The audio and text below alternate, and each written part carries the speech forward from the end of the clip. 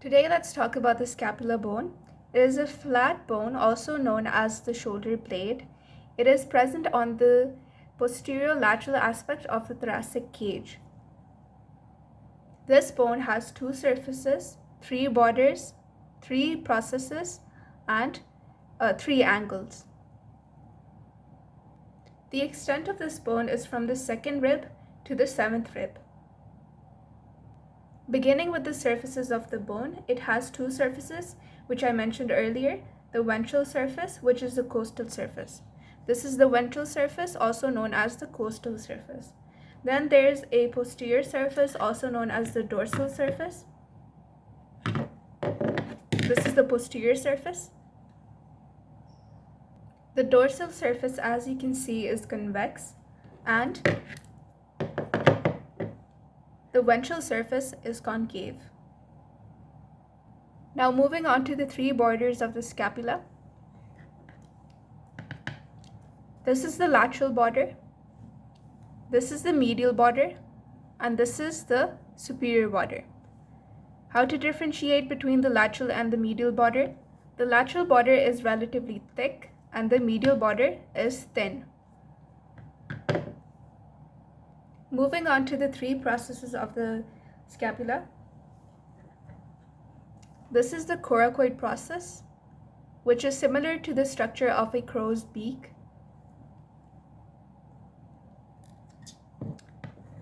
Posteriorly, we have the spine of the scapula, also known as the spinous process.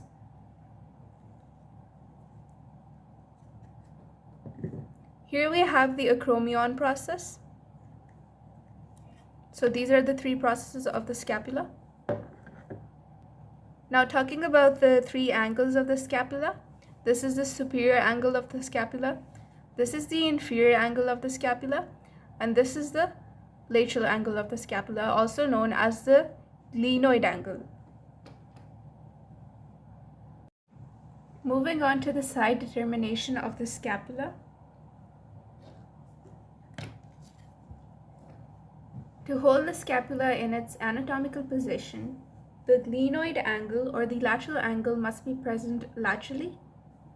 The spinous process of the scapula must be present dorsally, and the concave ventral surface must be present ventrally. And another point to determine the side is its lateral border, which I mentioned is thick. So the thicker border must be on the lateral side. Then the glenoid cavity, which articulates with the head of the humerus, also must be present laterally. The coracoid process is forward, and the ventral costal surface is present forward and slightly medially, this way. This is how you hold the bone in its anatomical position. So here I'm adding a clip of me holding the bone in its anatomical position, making sure that I hold the bone of that side with the same side of the hand. So this is me holding the bone in its anatomical position. The bone is of the left side, so this is the left scapula, and I'm holding it with my left hand. So as you can see, the costal surface is facing forward, and the glenoid angle or the lateral angle is present laterally, and the spinous process of the scapula is present dorsally or posteriorly. So here's the anatomical position. Now quickly talking about some of the features of this bone.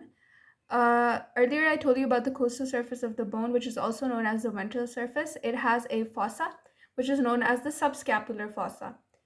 And on the superior border of the scapula, we have a subscapular notch through which the subscapular vessels pass. And then moving on to the dorsal surface, we have two more fossas. This is the supraspinous fossa and the infraspinous fossa. These two fossas are connected with each other through a spinoglenoid notch. Here I can show you the spinoglenoid notch, and these are the two fossas. So this is the passageway they are connected through. Talking about the lateral border, I told you earlier it is thick and it has a infraglenoid tubercle, which is beneath the glenoid angle or the glenoid cavity. This is the infraglenoid tubercle. Now, right above the glenoid cavity, we have a supraglenoid tubercle, which is not part of the lateral border. Now, moving on to the spinous process.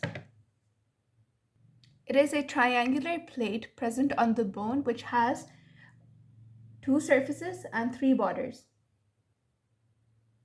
So the two surfaces of the spinous process are the superior surface and the inferior surface.